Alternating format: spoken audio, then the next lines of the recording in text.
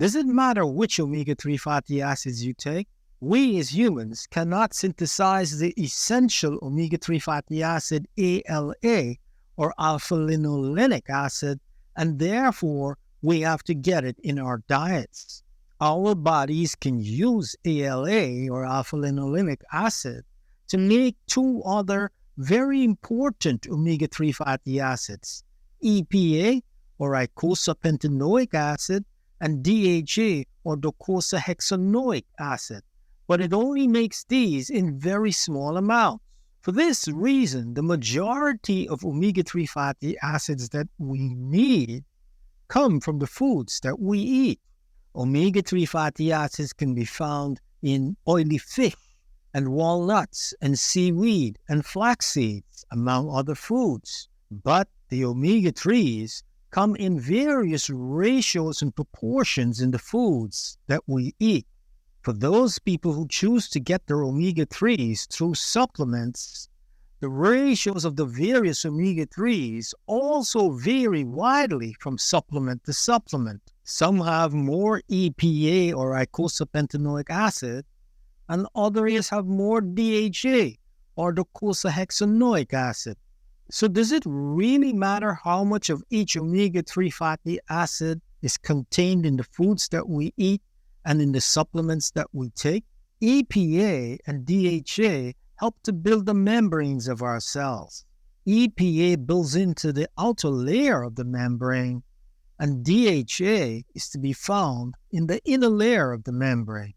They can affect the qualities of the membrane, such as how porous or permeable the membrane is. They can also help to transmit signals to the interior of the cell.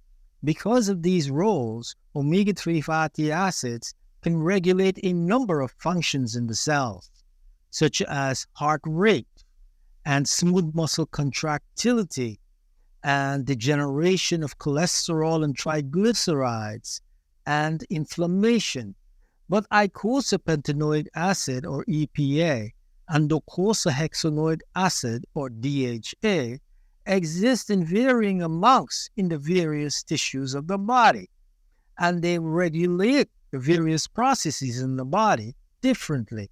DHA, for example, is found in larger quantities in the brain and the retina than is EPA. Both EPA and DHA can lower triglycerides in the blood, but DHA lowers triglycerides more than EPA does, and the greater the EPA to DHA ratio in a supplement, the more that supplement decreases inflammation in the body. We can see that in the lower level of the CRP inflammatory marker in the blood. Regarding cardiovascular disease, the supplements used in the REDUCE-IT trial containing high doses of pure EPA reduced the incidence of heart attacks and strokes by 25%.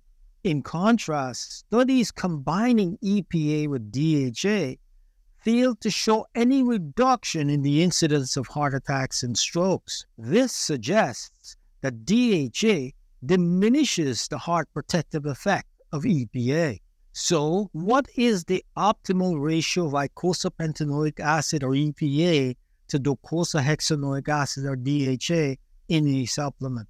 So far, there are no concrete answers to that question. To maximize the benefits of your omega-3 supplements, you should seek a physician who can test your omega-3 index. Then, based on your particular health condition, they can prescribe a customized ratio of EPA to DHA best suited to your needs. I hope you found this video useful. If you did, like and share, and support the channel by subscribing. Until the next video, stay healthy and stay safe.